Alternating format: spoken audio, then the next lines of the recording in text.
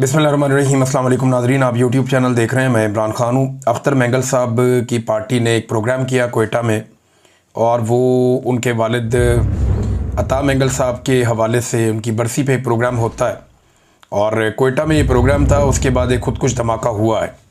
ये इस साल दूसरा मौका है पिछले चंद महीनों में कि अख्तर मेंगल साहब के ऊपर खुदकुश हमला किया गया है, और ख़ुदकुश हमले में 13 अफराद अब तक शहीद हुए हैं, और कई लोग जो ज़मीन पे वहाँ गिरे हुए थे, जो देखा गया उस वक्त, वो बहुत बड़ी तादाद में वहाँ ज़ख्मियों के बारे में बताया जा रहा है कि लगभग दर्जनों लोग वहाँ पे ज़ख्मी हुए हैं इस खुदकुश धमाके के नतीजे में। कुछ लोग कह रहे हैं 30 से ज़ायद हैं, कुछ लोग 40 का फिगर बता रहे हैं। लेकिन जो मकामी सहाफ़ी हैं उनका ये कहना है कि अख्तर मेंगल के एक करीबी साथी हैं BNP मेंगल के साजिद तरीन साहब, ये नायब सदर हैं, और ये भी इस वाक़े में 13 अफराद के साथ शहीद हो गए हैं। इससे पहले आपको याद होगा लखपास के मकाम पर जब अख्तर मेंगल साहब धरना देकर बैठे हुए थे और कोयटा में आना चाहते थे, तो वहाँ पे भी एक खुदकुश धमाका हुआ था और उसमें भी कुछ नुकसान हुआ था। अब ये खुदकुश धमाका होना, इसके नतीजे में लोगों का शहीद होना, एक्चुअली अख्तर मेंगल साहब की लड़ाई तो इस वक्त रियासत के साथ है, लेकिन क्या इस मौके से कोई और फ़ायदा उठाना चाहता है, ये एक बड़ा सवाल है जो मौजूद रहेगा जब तक कि गैर जानिबदाराना इंक्वायरी नहीं होती। पता नहीं चलता कि वो कौन है जो अख्तर मेंगल साहब को खुदकुश हमले में निशाना बनाना चाहता है। वहाँ पे अख्तर मेंगल साहब के अलावा महमूद अचकज़ई और दाऊद शाह काकड़, जो पाकिस्तान तहरीक इंसाफ के रहनुमा, ये लोग भी मौजूद थे, और इनके निकलते ही फौरी तौर पर कुछ लोग कहते हैं कि विद इन मिनट्स ये धमाका हुआ है। जैसे ही ये लोग निकले वैसे ही धमाका हो गया, और ज़्यादा लोगों का ये कहना है कि इसमें मुमकिन तौर पे अख्तर मेंगल को टारगेट किया जाना था। खुशकिस्मती से वो भी महफूज रहे, महमूद खान अचकज़ई भी महफूज रहे, और दाऊद शाह काकड़ भी महफूज रहे। लेकिन ये बड़ा अनफॉर्चुनेट है कि 13 लोग इसमें शहीद हो गए। अब अख्तर मेंगल साहब ने क्या कहा इस दिन, ये मैं आपको बताऊँ। डॉक्टर मारंग बलोच को 3 MPO के तहत कैद किया हुआ है और 4 माह से उन्हें रिमांड पर रखा हुआ है। क्या मुल्क 2 लख्त करने वालों का कभी रिमांड दिया गया? क्या आइन तोड़ने वालों का रिमांड दिया गया? क्या मार्शल लॉ लगाने वालों का रिमांड दिया गया? ये तल्ख सवालात हैं जो अख्तर मेंगल साहब ने पूछे। उन्होंने कहा हमारी माओं और बहनों के सर से दुपट्टे उठाकर उन्हें पाबंदे सलासल किया जाता है। हमारे अकाबरीन इस धरती पर मौजूद नहीं है, इसलिए गीदड़ भी शेर बन गए हैं। आज सूबे के वारिस वो बने हैं वल्लाह जिनके घर से एक मुर्गी भी शहीद नहीं हुई। ये वो जो सूबे के अंदर जिनको हुकूमत बनाकर दी गई है, ये लोग तो जाली हुकूमत है और जाली किस्म के सियासतदान हैं। एस्टेब्लिशमेंट के कंधों के ऊपर बैठ के इन्होंने हमेशा इक़्तिदार हासिल किया है। संजरानी साहब आपको याद है एस्टेब्लिशमेंट के चेयरमैन सेनेट थे।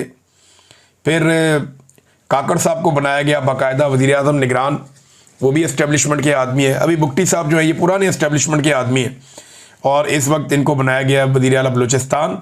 इस बारे में बात कर रहे हैं। फिर अख्तर मेंगल साहब ने कहा कि आज जिसको जमहूरी दौर कहा जा रहा है, इसमें आप तकरीर करो तो आपके ऊपर FIR काट दी जाती है कि आपने रियासत मुखालिफ तकरीर की है। और भाई तुमने किस जानवर का नाम रियासत रखा हुआ है? काफ़ी जज्बाती खिताब किया अख्तर मेंगल साहब ने, और उनके ऊपर फिर उसके बाद हमला हुआ, और उस हमले के नतीजे में जो है वो 13 लोग शहीद हुए। अब इस तरफ से तो कोई बात नहीं आ रही, लेकिन जो एस्टेब्लिशमेंट के ज़राए हैं या वो लोग जो एस्टेब्लिशमेंट से खबरें लेकर चलाते हैं, उन लोगों ने एक लाइन पकड़ ली, और वो ये कह रहे हैं कि अख्तर मेंगल पे 2 हमले हुए, अख्तर मेंगल क्यों नहीं मारे गए। अब वो ये कह रहे हैं कि क्योंकि अख्तर मेंगल नहीं मारे गए, तो वो इस तरह की बातें कर रहे हैं कि शायद ये अख्तर मेंगल की कोई साजिश है, या ये जानबूझ के हरकतें कर रहे हैं और बलूचिस्तान के हालात ख़राब करना चाहते हैं। और साथ उनका ये कहना है कि शायद लोग इनकी बात नहीं मान रहे, इसलिए अब ये इस किस्म की हरकतें कर रहे हैं। अब ये प्रोपेगेंडा करना ये और ज़्यादा अफसोसनाक होता है। एक सूबा है जो रियासत कंट्रोल नहीं कर पा रही, रियासती इदारे मुकम्मल तौर पर नाकाम है, वहाँ पर जो जाली हुकूमत बनाएगी वो भी मुकम्मल तौर पर नाकाम है। आज बलूचिस्तान का कोई माई बाप नहीं, कोई पूछने वाला नहीं है। हाँ, वहाँ से सिर्फ मादनियात निकलती हैं, और वो मादनियात बगैर किसी तातुल के जाती हैं बाहर, सिर्फ उनका ख्याल रखा जाता है। इंसान की ज़िंदगी की वहाँ कोई कीमत नहीं है। जो ज़ायरीन जाते थे ईरान, वो नहीं जा सकते ज़मीनी रास्ते से, रास्ते बंद कर दिए गए। आप रात के वक्त वहाँ पे कहीं ट्रैवल नहीं कर सकते, दिन के वक्त भी आपने जाना तो सिक्योरिटी का आपका बंदोबस्त होना चाहिए। तो हंसते बसते बलूचिस्तान को यहाँ तक पहुँचा दिया गया, और अब जो लोग बलूचिस्तान के रहने वाले एहतजाज करते हैं उनको पकड़ के या तो अंदर डाल देते हैं, या इस किस्म की हरकतें उनके साथ हो रही हैं। ये इंतहाई अफसोसनाक है। रियासती इदारों को और रियासत को ये सोचना पड़ेगा कि इस किस्म के कत्लो गारत गिरी से ना माजी में कभी फ़ायदा हुआ है, ना अब किसी किस्म का कोई फ़ायदा होने का इम्कान है। इमरान खान साहब की बहनें उनको दोबारा मिलने के लिए गई थी, क्योंकि आपको पता है कि कल मंगल का दिन था। वो सारा दिन बेचारी वहाँ पे इंतज़ार करती रही, सुबह से शाम हो गई, उनकी मुलाकात नहीं करवाई गई और रात के तक उन्होंने इंतज़ार किया। उसके बाद फिर वो वहाँ से मायूस होकर लौट गई। मुज़ाहमत की एक मिसाल कायम की है इमरान खान की बहनों ने। वहाँ अलीमा खान अकेली दीवार पे बैठी रही बहुत देर तक। कारकुन पहले आए, उन्होंने बहुत एहतजाज किया, लेकिन रात गए फिर अलीमा खान वापस गई वहाँ से, जब उनकी मुलाकात नहीं करवाई गई। एक मुलाकात हुई है, इमरान खान साहब का एक ट्वीट भी बाहर आया बैरिस्टर गौर के ज़रिए। अब ये जो इमरान खान साहब का ट्वीट आया, इसके बारे में बेशतर लोग ये कहते हैं कि ये एडिटेड है, यानी जो इमरान खान साहब ने पिछले ट्वीट के अंदर एक रवैया अपनाया था उसका कुछ भी इसके अंदर नज़र नहीं आ रहा। और उससे जो पिछला ट्वीट था वो क्योंकि एक और साहब गए थे मिलने के लिए, तो तब भी चीज़ें काफ़ी गायब थी बीच में से। तो जिस दिन इमरान खान की बहनें मिलती हैं ना, उस दिन आती है असल खबर बाहर। जिस दिन इमरान खान को कोई उनका करीबी साथी मिलता है ऐसा जो कुछ बहादुर हो, या इमरान खान की बहनें मिलें, या ज़्यादा लोग मिल जाएं, या जिस दिन मीडिया इमरान खान साहब से मिल जाए, या जिस दिन अदालत में इमरान खान साहब का केस लग जाए, उस दिन सारी खबरें बाहर आ जाती हैं। उन्हें रोकने की कोशिश की जा रही थी कि जब तक एक्सटेंशन के मामला हल नहीं हो जाते तब तक के लिए रोका जाए फिलहाल। तो अलीमा खानम की मुलाकात नहीं करवाएगी। अब जो ट्वीट है वो पढ़ के आपको सुनाया दूँ, ये बातें तो इमरान खान साहब ने की हैं, लेकिन ऐसा लगता है कि पिछले ट्वीट को अगर आप इमरान खान के पढ़ें तो ऐसा लगता है कि इमरान खान साहब की बातें तो हैं लेकिन एडिटेड है, यानी इनको थोड़ा सा सेंसर किया गया है। और वो देखे ना, इतना ही हर एक की पसली तो नहीं होती ना कि हर चीज़ आके बाहर बता दे। इमरान खान तो कहते हैं, मैं पाकिस्तानी कौम से अपील करता हूँ कि वो मुल्क भर में जारी अफसोसनाक सैलाबी सूरत हाल में रेस्क्यू एंड रिलीफ मुहिम में हमेशा की तरह बढ़ चढ़ कर हिस्सा ले। तहरीक इंसाफ भी सैलाब ज़दगान के लिए बिला तफरीक अपना किरदार अदा करे। ये बहुत अच्छी बात की इमरान खान साहब ने। इस वक्त सबको तवज्जो जो है वो सैलाब मुतासरीन की तरफ रखनी चाहिए। मैं हमेशा मौसमियाती तब्दीलियों और उनसे आने वाले नुकसानात के हवाले से शऊर उजागर करता रहा हूँ। हमने पहले खैबर पख्तूनख्वा में बिलियन ट्री सुनामी शुरू करवाया और वफाकी हुकूमत में आकर 10 बिलियन ट्री सुनामी शुरू करवाया। इसके साथ मुतअद्दिद छोटे, दरमियाने और बड़े दर्जे के डैम्स और नेशनल पार्क समेत ऐसे अहम माहौलियाती हिफाजत के मनसूबे शुरू करवाए जो माहौलियाती तबाही में कमी का बायस बने। दरख्त ही माहौलियात का तहफ़्फ़ुज़ कर सकते हैं। ऐसे मनसूबों पर तेज़ी से काम करना कौमी तरजीह होनी चाहिए। ये मैं गुज़िश्ता कई सालों से ये चीख रहा हूँ। इमरान खान साहब शायद वो पहले आदमी हैं जो ये बात कर रहे थे, बल्कि मैं अपने ज़ाती हैसियत में हर साल पाकिस्तान में हम ये कोशिश करते हैं दोस्तों के साथ मिलकर कि जितने ज़्यादा हों दरख्त लगाए जाए। और भी बहुत सारे लोग हैं वो करते हैं, कुछ गुलकार हैं, कुछ सिविल सोसाइटी के लोग हैं, वो बहुत ज़्यादा प्लांटेशन करते हैं, लेकिन वो आटे में नमक के बराबर है। हुकूमतों की पूरी शमूलियत होनी चाहिए, पूरे निज़ाम को ये काम करना चाहिए और फिर दरख्तों को संभालना भी चाहिए। पाकिस्तान में यूरोप जैसा मौसम नहीं है कि बार बार बारिशें हों। आपको जो दरख्त लगाना है उसको आपको संभालना भी पड़ता है। कम से कम 1 साल आपको उनका ख्याल रखना पड़ता है, या चंद महीने तो ज़रूर ख्याल रखना पड़ता है। फिर कटाई जो है वो बिल्कुल ज़ीरो होनी चाहिए, दरख्तों की कटाई बंद करनी चाहिए। इमरान खान साहब ने कहा कि अफ़गानिस्तान में ज़ल्ज़ले से होने वाली हलाकतों और नुकसान पर दिल शदीद रंजीदा है। हम मुश्किल की इस घड़ी में अपने अफ़गान भाइयों के साथ खड़े हैं। मुझे अफ़गानियों के पाकिस्तान से ज़बरदस्ती निकाले जाने पर भी शदीद तहफ़्फ़ुज़ात और अफसोस है। खैबर पख्तूनख्वा की हुकूमत ने अफ़गानिस्तान के लिए इमदादी सामान ट्रकों में भरकर रवाना किया, अच्छी बात है, और वो सामान अब जाएगा अफ़गानिस्तान। लेकिन जैसे मरीम नवाज़ फ़ोटो लगाती है ना यहाँ पे अपनी तशहीर के लिए सरकारी पैसे से, इसी तरह उस पर अली अमीन गंडापुर का फ़ोटो लगा हुआ उन ट्रकों के ऊपर। तो अगर इधर तनकीद होती है तो उधर भी होनी चाहिए। बात जो ठीक है वो ठीक है, और यहाँ पे सिर्फ हुकूमत खैबर पख्तूनख्वा वो करते जो तरीक़ाकार है तो वो बेहतर था। अगर अपने फ़ोटो लगाने तो अपनी ज़ाती पैसों से लगाओ। ये सरकारी पैसों से अपनी ज़ाती तशहीर जो है वो ये नामुनासिब चीज़ है, चाहे कोई भी करे।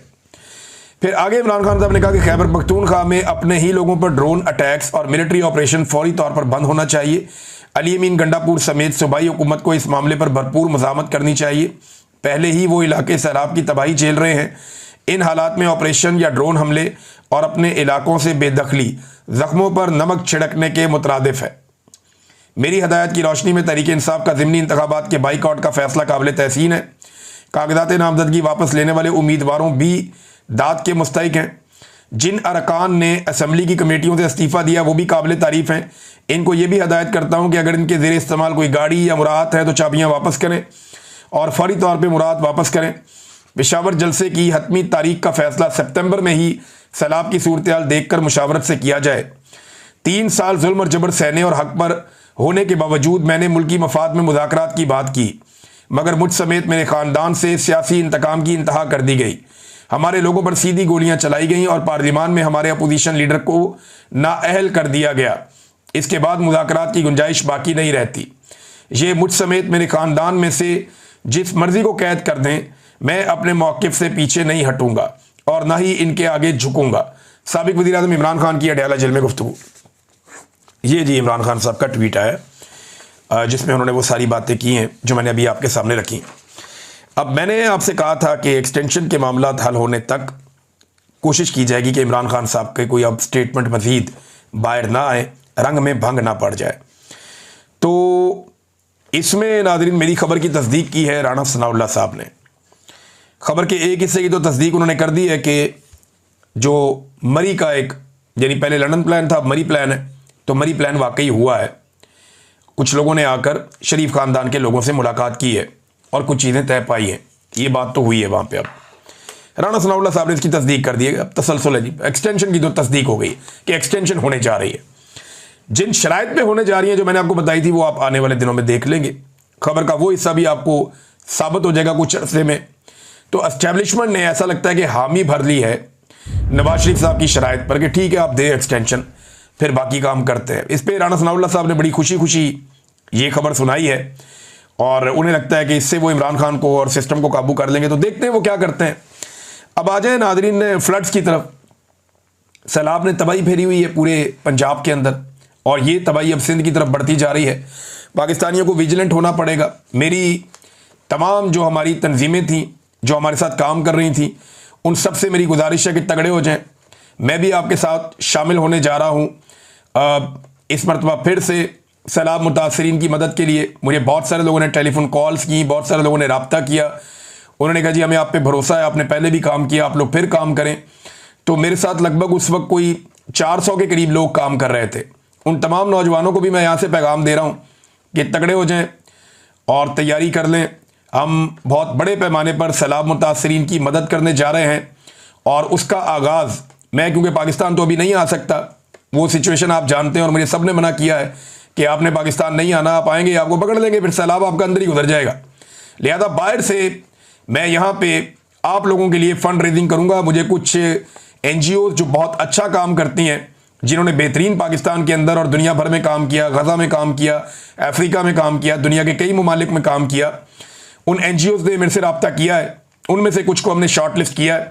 उनके साथ मिलकर हम यहाँ से फ़ंड रेजिंग करेंगे और पाकिस्तान में सैलाब मुतासरीन की मदद के लिए जो हमसे हो पाएगा वो हम करेंगे।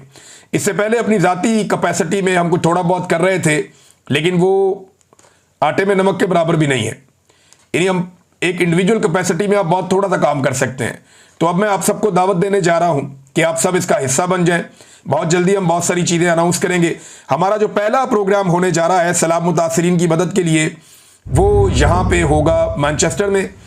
और मैनचेस्टर में एक माए नवाब रेस्टोरेंट है, उसके हॉल में हम ये पहला प्रोग्राम करने जा रहे हैं। 300 से ज़्यादा लोगों की वहाँ पे कैपेसिटी है। तो जितने लोग यहाँ मैनचेस्टर में या इसके आसपास रहते हैं वो लोग तैयारी करें और जुमे वाले दिन शाम 7 बजे से लेकर 9 बजे तक हम यहाँ पे सैलाब मुतासरीन की मदद के लिए इकट्ठे होंगे। आप सबसे गुजारिश है कि आप लोग वहाँ पे आएँ और सैलाब मुतासरीन की मदद करें। हमारे साथ और बहुत सारे ऐसे लोग होंगे जिन्हें आप अपने बीच में देखना चाहते हैं, जिनकी बात आप सुनना चाहते हैं। और ये सारा प्रोग्राम हम पूरी दुनिया के अंदर बराह रास्त दिखाएंगे भी मल्टीपल चैनल्स के ज़रिए से। तो हमने ये काम शुरू किया है अल्लाह ताला का नाम लेकर। हम बड़े कमज़ोर लोग हैं, लेकिन अल्लाह रब्बुल इज़्ज़त ने पहले भी हमारी मदद की, वो अब भी हमारी मदद करेगा। हमने बहुत बड़े पैमाने पर अपनी कैपेसिटी से ज़्यादा काम किया था।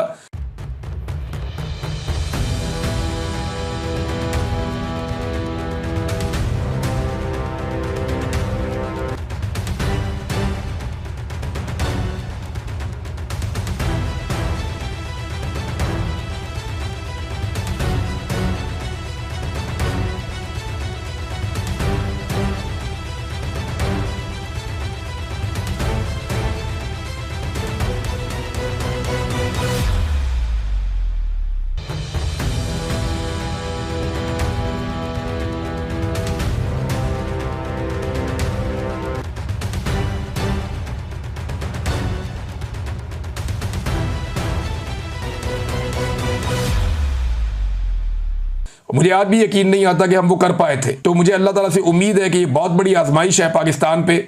मैं वहां तो नहीं जा सकता, लेकिन यहां से जो कुछ मेरे से बन पड़ेगा मैं करूंगा। बहुत अच्छे और ईमानदार लोग हमारे साथ जुड़े हैं, मैं उम्मीद करता हूं कि वो भी हमें मायूस नहीं करेंगे और पाकिस्तानी भी नहीं करेंगे। ओवरसीज पाकिस्तानी जो यहाँ मैनचेस्टर के आसपास हैं वो लोग इकट्ठे हो जाएं। इसके बाद हम बाकी शहरों में भी आएंगे, लेकिन सबसे पहला प्रोग्राम जो है वो मैनचेस्टर में माए नवाब जो रेस्टोरेंट है, जो पुराना वाला, वहां पे ये एक तो बड़ा है बहुत, वो नया बना है वहां नहीं, जो एक ओल्ड वाला जिसको सब जानते हैं यहाँ पे, वहां पे ये प्रोग्राम है। जुमे वाले दिन शाम 7 बजे से लेकर 9 बजे तक 5 तारीख होगी। तो आप सबसे गुजारिश है कि यहाँ पे आएँ और सैलाब मुतासरीन की मदद के लिए हिस्सा डालें। भारत से बहुत बड़े पैमाने पर पानी अभी पाकिस्तान में दाखिल हो रहा है, लगातार दाखिल होता चला जा रहा है, और जो इतलात हैं इस हवाले से वो मैं आपके साथ शेयर करता हूँ। ये बड़ी खौफनाक इतलात हैं और एक एक तफसील यहाँ पे अब मेरे पास लिखी हुई है। इस वक्त हमने सारा डाटा इकट्ठा किया है कि भारत के कौन कौन से डैम के जो दरवाजे हैं वो मुकम्मल तौर पे उनके गेट खुले हैं, और वो सारा पानी जो है वो 2 दरियाओं में बहुत तेज़ी से दाखिल होने जा रहा है, सतलुज में और चनाब में। चनाब का जो पानी है वो झेलम तक, और सॉरी उससे ऊपर जो आप चले जाते हैं जंग तक, वहाँ तक तबाही मचाता है और फिर ये दरिया सिंध में जाके गिरता है। इसी तरह जो आपका रावी का और सतलुज का पानी है ये भी दरिया सिंध की तरफ जाता है। रावी ने जो कुछ किया वो आपके सामने है। रावी में लगातार पानी की जो सतह है वो बार बार बुलंद होती है, और अभी मजीद पानी का एक रैला रावी में दाखिल होने जा रहा है। जबकि सतलुज के हालात बताए जा रहे हैं कि सबसे ज़्यादा खौफनाक हैं। ब्यास के इलाके में जो कैशमेंट एरिया है वहाँ पे बारिश रुकी नहीं रही, ना ही हिमाचल के इलाकों में बारिश रुक रही है, और वो अगले चंद दिन जारी रहेगी। तो ये सतलुज बहुत बड़ा ख़तरा है मुल्तान के लिए। जो कुछ मुजफ्फरगढ़ में हो रहा है वो आपके सामने, और कसूर से ऑनवर्ड जनूबी पंजाब तक ये तबाही फैलाता हुआ जा रहा है, और आगे ये पानी अभी जनूबी पंजाब और फिर सिंध में दाखिल होगा।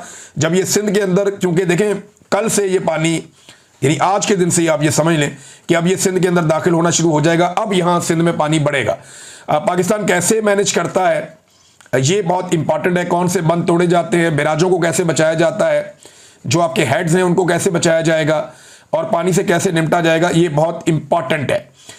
दरियाए सिंध जो है उसकी अपनी हालत तकरीबन उतनी ख़राब नहीं है। अगर खुदा न खास्ता इस वक्त पाकिस्तान के बलाई इलाकों में या अफगानिस्तान साइड के ऊपर ज़्यादा बारिशें होती हैं और दरियाए काबुल, दरियाए कुनहार और यहाँ से पानी दरियाए सवात से आता है, तो फिर सूरत हाल मज़ीद ख़राब हो सकती है। क्योंकि एक दिन पहले ये भी रिपोर्ट हुआ कि दोबारा से खैबर पख्तूनख्वा के जो अपर एरियाज़ हैं वहाँ पे एक मरतबा फिर बुनेर में बड़ी शदीद बारिश और बहुत तेज़ पानी का एक फ़्लो आया है, और वहाँ पे वार्निंग्स भी जारी की गई हैं, ऐलानात भी किए गए हैं। तो ये सिचुएशन खुदा न खास्ता बनी तो फिर काबू करना मज़ीद मुश्किल हो जाएगा। तो पाकिस्तानियों से गुजारिश है कि वो तैयार रहें। बहरहाल ये एक बड़ा सैलाब आ रहा है, लेकिन हुकूमतों की कमज़ोरी भी हमें साथ साथ दिखाई दे रही है। उनकी तवज्जो जो है वो ज़ाती तशहीर की जानिब है। अब एक जो है वो आपको पता है कि एक बड़ा इशू उठ गया था मरीम नवाज़ की मस्जिद में तस्वीर के हवाले से, तो उसका मरीम नवाज़ ने नोटिस ले लिया है। ख़बर कितनी जारी की वो आप देख लें। पंजाब की वज़ीर आला मरीम नवाज शरीफ ने मस्जिद पर अपनी तस्वीर का सख्त नोटिस लेते हुए डिप्टी कमिश्नर मंडी बहाउद्दीन से वजाहत तलब कर दी। मस्जिद पर वज़ीर आला मरीम नवाज़ की तस्वीर लगाने पर डिप्टी कमिश्नर की सरजनिश हो गई। मरीम नवाज़ ने ज़िली इंतज़ामिया और सरकारी इदारों को अपनी तस्वीर के हवाले से SOPs पर अमल दरामद करने की हिदायत कर दी। ये SOPs क्या है ये तो ज़रा कौम को बताया जाए। खाने के हर डब्बे के ऊपर फ़ोटो होना चाहिए, हर जगह पे इनको फ़ोटो लगाना है, और जो फ़ोटो नहीं लगाएगा उसका ये क्या SOP का हिस्सा है। बहुत सारे जो लोग फ्लड्स में काम कर रहे हैं मुझे कहते हैं कि मरीम नवाज़ का फ़ोटो हम नहीं लगाते, वो हमें चीज़ ही नहीं बांटने देते। अभी हम काम शुरू करने लगे हैं ना, रोक के दिखाना। हम बताएंगे कि कैसे लोगों को खाना खिलाना है, हम बताएंगे कैसे लोगों को मदद पहुंचानी है, हम बताएंगे कि कैसे लोगों को, ये सारा मुझे आइडिया है कि क्या करना है।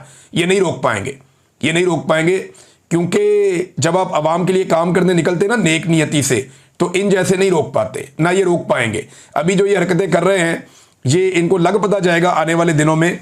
ये जो तस्वीर वाला मामला है इस पर नोटिस तो लिया है, लेकिन क्या इंतजामिया को मरीम नवाज़ ने मना किया कि आज के बाद मेरी फ़ोटो नहीं लगानी, ना किसी लैटरीन पे, ना किसी अस्पताल पे, ना किसी और जगह पे, ना किसी खैमे पे, ना किसी खाने पे, ना किसी डब्बे पे, ना किसी राशन पे, हर जगह ये अपनी फ़ोटो चिपका रही हैं और यही चल रहा है। ज़ाती तशहीर के मामला है ना। गंडापुर ने भी एक अजीबोगरीब हरकत की है। वो कोई जर्मन सफ़ीर उनको मिलने के लिए आए हुए थे, वो बैठे हुए बात कर रहे थे, सामने मीडिया था, तो एकदम अपने बंदे को, वो बेचारा मुलाजिम है यार वहाँ पे, गरीब आदमी काम करता है, उसको डांट के बिठा दिया पीछे और उसको सुना दी खड़ी खड़ी कि जनाब गुलामों वाली सोच है तुम्हारी, तुम ज़ेनी गुलाम हो, जर्मन सफ़ीर आया तो आया, वो बैठा रहे, इंतज़ार कर लेगा, क्या फ़र्क पड़ता है। यार ये क्या रवैया है भाई, ये तो रंगबाजी है, ये गंडापुर की रंगबाजी है और कुछ नहीं है। ये जर्मन सफीर के आगे तो इनकी आवाज़ नहीं निकलनी। वहाँ तो ये बहुत अच्छे तरीके से बात करते हैं कि जर्मन सफीर मिलने के लिए आया।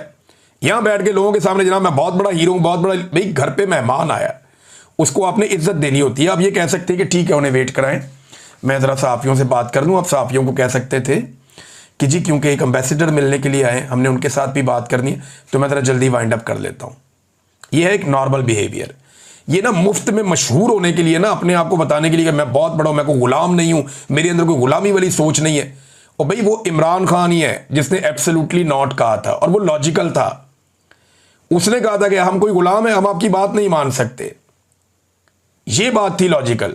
ये किसी आए हुए मेहमान को इस तरीके से डील करना, और एक गरीब मुलाजिम को सिर्फ इसलिए कि वो आपके पास तनख्वाह पे काम करता है आप उसको धुतकार के पीछे बैठा देंगे, ये तरीक़ाकार गलत है। और ज़हनी गुलाम करार दे देना, गुलामों वाली सोच है तुम्हारी, ये कह देना, ये ज़्यादती है। इससे आप हीरो नहीं बनेंगे। अली अमीन गंडापुर साहब, आपकी इज्जत में इजाफा नहीं होगा।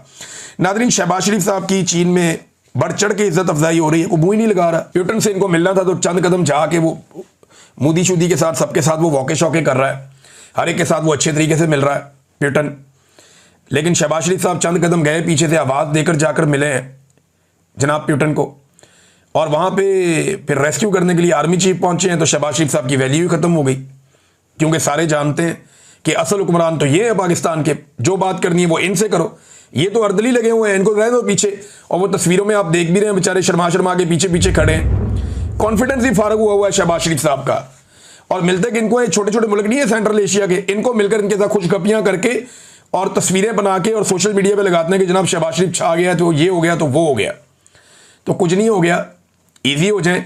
यही प्यूटन था। यानी शहबाज शरीफ आवाज़ देता है, दे के रोकता है, चंद लम्हे बात करता है, फोटो बन जाती है, वीडियो बन जाती है। जनाब बहुत बड़ी मुलाकात हो गई। इमरान खान से ये बंदा 3 घंटे मिला था, और ये उस दिन मिला था जिस दिन इसने जंग शुरू हुई थी इसकी यूक्रेन के साथ। कितना इंपॉर्टेंट डे था। तो इमरान खान पे इसने 3 घंटे लगाए थे उसके साथ बात करने में। ये इमरान खान की वैल्यू थी। यही चीन था इमरान खान का इस्तकबाल आप देखें, यही रशिया था इमरान खान का इस्तकबाल आप देखें। दुनिया इमरान खान को किसी और तरह लेती थी। डोनाल्ड ट्रंप और उसकी वाइफ और बाकी लोग इमरान खान को कैसे मिलते थे सब देखते थे। लेकिन यहाँ पे ये सबके पीछे पीछे भागते हैं और मुलाकातें करते हैं। छोटी छोटी गुजरते हुए कोई बंदा इनको सलाम कर देना, कहते हैं बड़ी अहम मुलाकात हो गई, 2 तरफा अमूर सिरे बहस आ गए, ये कर दिया वो कर दिया, कहानियां लंबी ये सुना देते हैं, हालांकि कुछ भी नहीं है। तो आर्मी चीफ पहुंचे जनाब। अब आर्मी चीफ की इज्जत होनी थी, और इनकी इज्जत अफजाई तो पहले से ही हो रही है। लोगों को पता है कि असल हुक्मरान तो पाकिस्तान का आर्मी चीफ होता है, ये वज़ीर आज़म तो फारिग होते हैं। एक आदमी आया था इमरान खान, उसने कोशिश की, एक दौर में नवाज शरीफ ने की थी, एक दौर में बेनज़ीर ने की थी, एक दौर में भुट्टो ने की थी। तो जिसने कोशिश की कि वो आर्मी चीफ से ज़्यादा इंपॉर्टेंट हो जाए, वो फारिग हो जाता है। तो शहबाज शरीफ को अपनी औकात पता है, वो एग्जैक्टली उसी जगह पे खड़े हैं जहां पे उनकी औकात है। अर्दली इमरान खान साहब ने कुछ गलत नहीं कहा था। लेकिन अब कुछ तस्वीरें जारी की जाएगी, मैं आपको पहले बता दूं, मैं इनको अच्छी तरह जानता हूं। तस्वीरें जारी की जाएंगी जिसमें शहबाज शरीफ का कॉन्फिडेंस शो किया जाएगा। इतना बड़ा कॉन्फिडेंट आदमी है, ऐसा नहीं है, बॉस है। कुछ तस्वीरें वीडियोज़ आपको आ जाएंगी थोड़े दिनों में। नादरीन, ये वीलॉग मैं यहाँ ख़त्म कर रहा हूँ। अब तक के लिए इतनी, अपना ख्याल रखिएगा, अपने इस चैनल का भी। अल्लाह हाफ़िज़।